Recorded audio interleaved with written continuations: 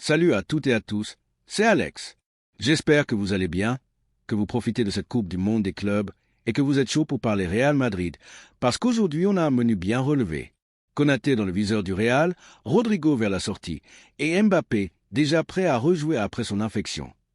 Et bien sûr, si t'aimes mes vidéos, le Real Madrid ou juste le football, pense à t'abonner et n'oublie pas qu'on vise les 10 000 sur Instagram avant le 29.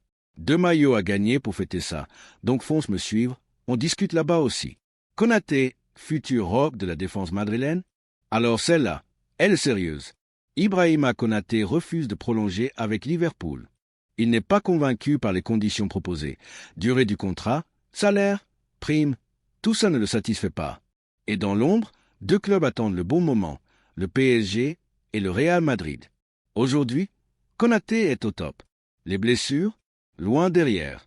Il enchaîne, il est régulier, il brille dans les gros matchs, que ce soit avec les Reds ou les Bleus. Rapide, solide dans les duels, fiable dans la relance, c'est devenu un des meilleurs centraux du monde. Et justement, au Real, Xavi Alonso aimerait évoluer dans une défense à 3. Sauf qu'on a Rudiger, au top, mais peut-être plus là dans 1 ou 2 ans. Alaba, clairement plus dans les plans. Militao, 2 fois les croisés. Prudence. Nacho, parti.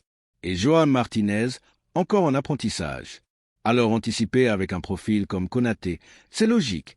Index over pointant vers la droite blanc Liverpool, sont en position délicate. Il reste 1 an de contrat avant 2026 et ne veulent pas revivre le 4 ans Alexander-Arnold.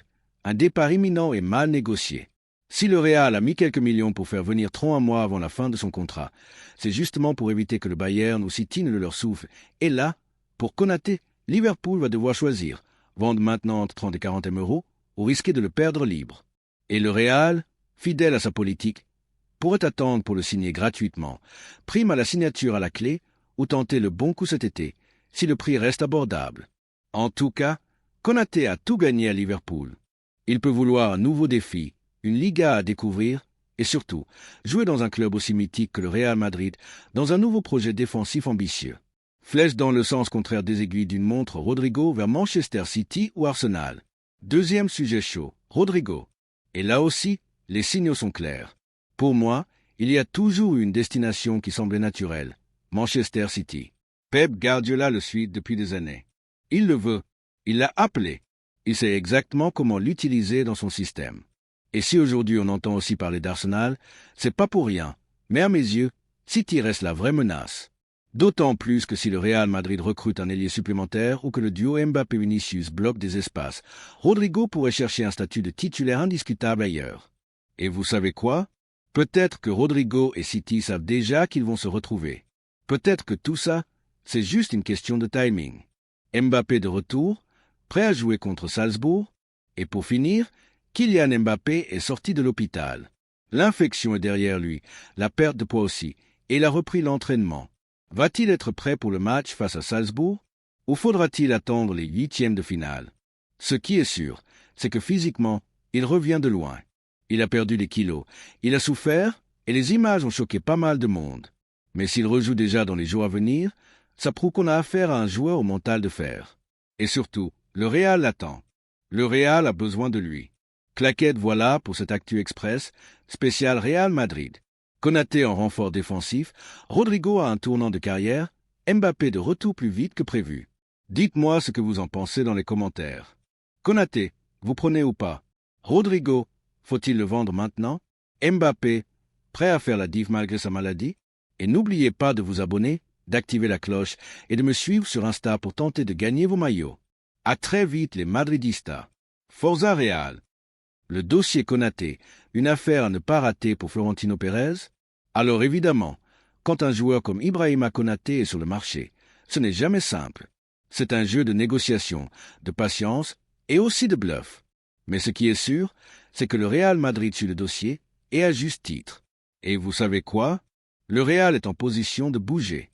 Ils ont déjà investi plus de 50 millions sur Lenny Yoro, presque autant sur Kara, et quelques dizaines de millions aussi pour Alexander-Arnold. Donc oui, ça chiffre. Mais n'oublions pas que des ventes vont arriver. Certains joueurs du groupe pro pourraient partir en toute fin de mercato, et les jeunes du Castilla aussi peuvent permettre de générer des plus-values intéressantes, comme on l'a déjà vu ces dernières années. Index vert pointant vers la droite blanc, alors si Konaté est disponible pour 30 millions, moi je vous le dis franchement. Si j'étais Pérez, je foncerais. Pourquoi? Parce que tu t'assures un joueur d'élite, déjà expérimenté, capable de s'imposer dans une défense à 2 ou à 3 et surtout complémentaire avec Lenny Yoro. Konaté vs Saliba. Qui est vraiment le plus complet? Il y en a beaucoup qui rêveraient de voir William Saliba au Real. Et je les comprends. Mais regardons les choses objectivement. Graphique à barre, les stats comparés entre Konaté, Saliba et Rudiger sont très parlantes. Konaté gagne plus de duels. Il fait progresser le jeu avec ses relances et ses passes. Et il couvre plus de terrain avec ses courses grâce à sa vitesse. Ampoule électrique alors oui. Saliba est peut-être plus fin dans le placement, très propre techniquement, et excellent en duel, mais Konaté est plus complet dans ce qu'on attend au Real aujourd'hui. Et surtout, il est moins cher. Il a peut-être 2 ans de plus, mais il coûte moins cher, il connaît déjà la pression du très haut niveau et il peut être titulaire de son arrivée. Bouclier, un été royal en défense. Imaginez une défense composée de Alexander-Arnold à droite, Kara à gauche, Lenny Yoro et Konaté dans l'axe, avec derrière Militao et Johan Martinez en rotation. Mais là, t'es tranquille pour 4, 5, voire 6 ans. Et surtout, t'auras jamais autant investi intelligemment en défense que cet été. Alors oui, le dossier Konaté, ça va encore être du poker menteur, comme d'habitude dans les grands clubs. Mais si le Real joue bien ses cartes, il y a un vrai coup à faire, sans surpayer, sans précipitation, juste en préparant l'avenir avec intelligence. Claquette, dites-moi ce que vous en pensez. Vous prenez Konaté pour 30-35 €, Saliba ou Konaté. Qui est le meilleur fit pour vous au Real? Et est-ce que vous trouvez que le Real est enfin en train de bâtir une défense aussi jeune que solide pour dominer longtemps? Comme d'hab, on like, on s'abonne, et on se retrouve très vite pour la suite du Mercato et de la Coupe du Monde des clubs. Forza Madrid. Liverpool sous pression. Le Real peut en profiter. Vous l'avez vu cet hiver avec Alexander-Arnold. Liverpool a joué avec le feu. Ils ont refusé les 30 à 40 millions du Real, pensant pouvoir garder leurs joueurs jusqu'au bout, sauf que derrière, ils se sont fait piéger. Ils avaient un jeune, Bradley, qui a fait le taf, mais pas assez pour tenir toutes les compétitions. Résultat, une saison qui pouvait être historique s'est écroulée sur la fin. Alors cette fois, avec Konaté, il devrait tirer les leçons. Et tant mieux pour nous, parce qu'honnêtement, je m'en fous que Liverpool se plante, c'est chacun pour sa gueule. Le Real est là pour faire du business. Et si Florentino Pérez réussit à signer Konaté à bon prix, moi je me frotte les mains et je dis bravo président. Et vous les gars, dites-moi dans les commentaires. Index vert pointant vers la droite blanc Konaté, Saliba ou un autre. Lequel vous semble le meilleur rapport qualité-prix pour renforcer la défense madrilène? Saka à argent, Rodrigo à Arsenal? Attention, le dossier devient sérieux. Autre sujet brûlant. Arsenal veut Rodrigo. Arteta le veut fort. Très fort. Les Gunners seraient prêts à poser entre 90 et 100 millions d'euros pour l'ailier brésilien, ce qui correspond pile à ce que demande le Real. Mais attention, Xavi Alonso ne veut pas vendre. L'objectif, c'est de garder Rodrigo, même s'il n'est pas titulaire indiscutable. Pourquoi? Parce qu'Alonso veut de la rotation. Il veut éviter les erreurs d'Ancelotti et surtout gérer une saison très longue entre la Liga, la Ligue des Champions, la Coupe du Monde des clubs et l'arrivée de la Coupe du Monde 2026 qui commence déjà à motiver les joueurs. Le message est clair. Place au mérite, à la concurrence, à la gestion d'effectifs. Tous les joueurs auront leur mot à dire. Et Rodrigo l'a compris. Il a prouvé contre Pachuca, contre Al Hilal. Il veut rester dans le projet, même s'il doit se battre pour sa place. Globe sur l'Europe Amérique, Rodrigo, Mbappé, Vini, Mastantuono. Trop de monde, mais la réalité, c'est qu'avec Mbappé en pointe, Vinicius à gauche, Mastantuono, un vrai droitier de débordement, Rodrigo va devoir s'adapter ou s'accrocher.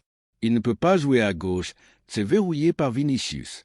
Et même à droite, avec l'arrivée de Mastantuono, la concurrence sera féroce. Donc on a une situation où Rodrigo joue gros pour sa place au Real. Il doit se montrer pour regagner du crédit auprès d'Ancelotti, qu'il va retrouver en sélection. Et surtout, il joue sa place au Mondial 2026 avec le Brésil. Et Rodrigo, c'est pas un mec comme Adil Rami qu'on emmène pour animer le vestiaire. Lui, il veut être titulaire, décisif, leader du Brésil. Claquette, voilà les amis. Encore une fois, tout est lié. Le Real est sur Konaté et Liverpool va devoir céder ou risquer gros. Rodrigo est sous pression. et Arsenal pousse fort. Mbappé, Vinicius, Mastantuono forment une attaque XXL, mais qui va devoir tourner intelligemment. Microphone, dites-moi, est-ce que le Real doit vendre Rodrigo à ce prix?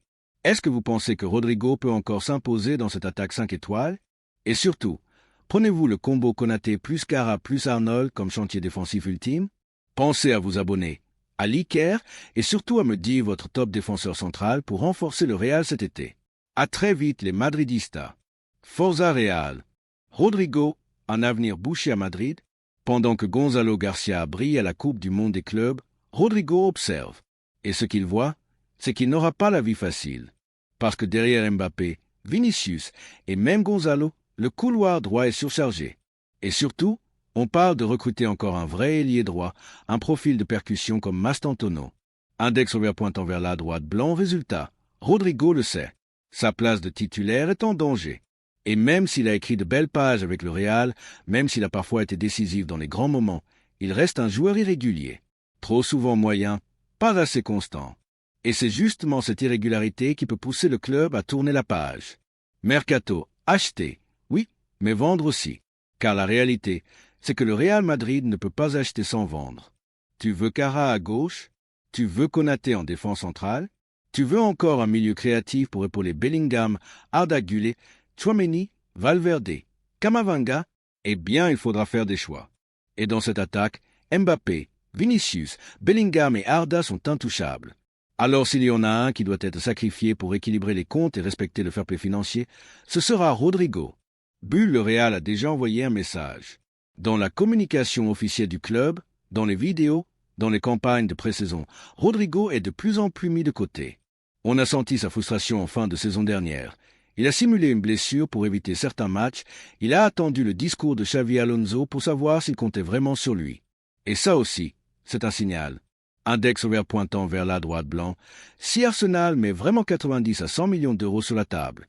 Index ouvert pointant vers la droite blanc. Si le Real voit qu'il ne peut pas boucler son mercato défensif et renforcer le milieu sans cette vente. Index ouvert pointant vers la droite blanc. Et si Rodrigo, de son côté, comprend qu'il n'aura pas de place claire dans le 11, alors le départ deviendra inévitable.